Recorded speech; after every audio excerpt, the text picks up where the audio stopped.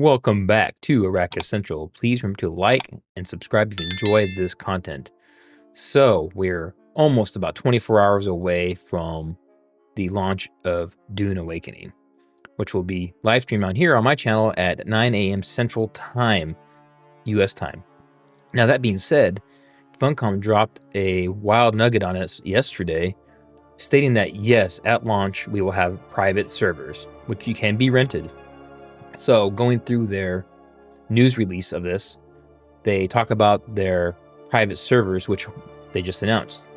And it's a greetings to be too soon to be awakened today, which was yesterday.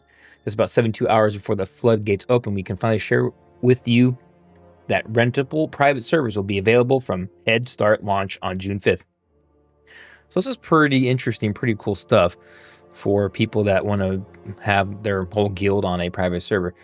Now, for me, I probably will, for content's sake, I'll probably be playing on official servers, at least in the beginning. And maybe in the future, move to a private server once I basically max out a official character or whatnot. Just that it doesn't look like you're going to be able to move an official server character and visit a private server. So, from how this reads anyways. But anyways, we'll get into it. So why private servers work differently in Dune Awakening? Well, they don't allow you to control every aspect of the server. Such are the games, such as the Deep Desert and the social hubs. So those are still going to be the regular versions. Only the Haga Basin will be existing within a network of different private servers. So you can visit other private servers, similar to the official servers. And then when you go to Harco Village or Arrakis or Deep Desert, that's just the normal shared universe from how this works. So in short, each server belongs to a world consisting of several other servers, and each of those share the same social hubs in Deep Desert, like I just said.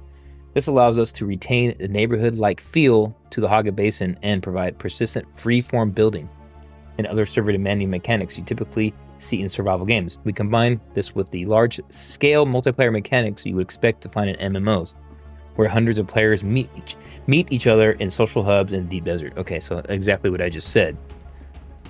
Naturally, transferring this setup to a private server was not easy for them. It took some extra work. But as you can see down here on their map overlay, you have your private servers right here of Haga Basin, and then everything else is still the same: shared Deep Desert, Harco Village, and Arrakis. And since this is not really a game-breaking mechanic as far as rating and whatnot, because it didn't really matter, because Haga Basin didn't really have too much PvP going on anyways. But it is cool because you can actually do a couple tweaks if you do have a private server with that aspect. So we'll get in here how it's going to work when you rent the private server. So you have to pay to rent these. You essentially rent a server containing one Haga Basin, just like an official server.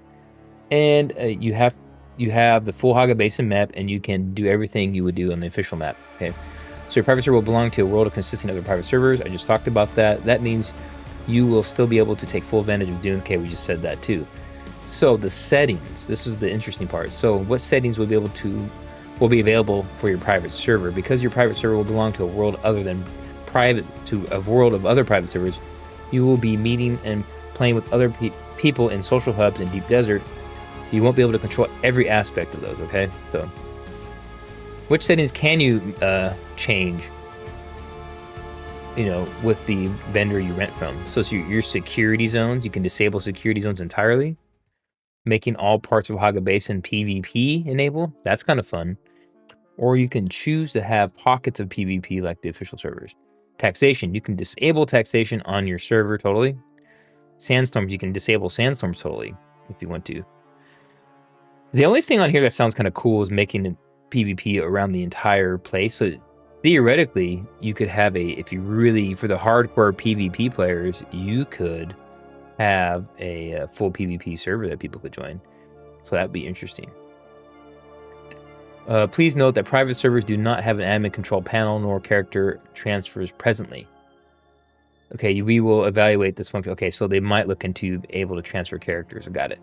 and then visiting other private servers, just like how you can visit another server in your world when playing the official servers, you can do the same thing in the private servers.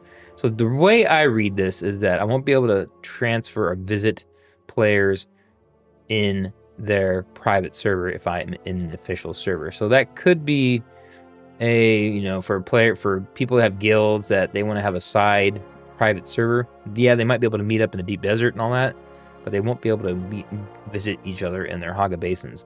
So that could be an issue for some folks. See, and how to rent. So they have a list of these G Portal, Nitrado, X Realm. You can go to these different places to rent these at. Please note this service is managed by hosting companies themselves. Okay, so Funcom is not, you're not gonna, if you have problems with these things, you gotta go through these companies, not through Funcom. And in closing words, we look forward to feedback on private servers. And going forward, we'll evaluate the opportunities to expand the functionality and rule sets. Enabling private servers in Dune Awakening has not been trivial. I guess it was pretty hard to do, from what they're saying right here. But they hope that this service will be meaningful to those who prefer to play on servers you do not have to share with others. See, me, personally, my opinion for myself is in the initial phases of this game launch, and due to content reasons, I want to be able to meet a bunch of different people and interact with other players on Haga Basin. Maybe even increase our guild size even. Hopefully everything works out, and I will be streaming at 9 a.m. Granted, there's no issues with the game itself, technically. So we'll be live. Make sure to tune in, guys. Let me know what you think about this private server announcement and how it'll affect your choice of gameplay. For most of us, I believe we'll just probably stick with the official servers for now.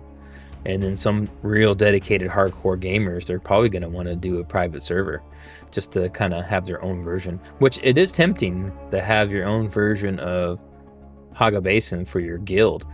Would be kind of cool. But, it could clear up a lot of people building everywhere and everything. But since it's only 40 player cap anyways in a Haga Basin, I just don't see it being too bad of a clutter in the official server. So let's see what happens.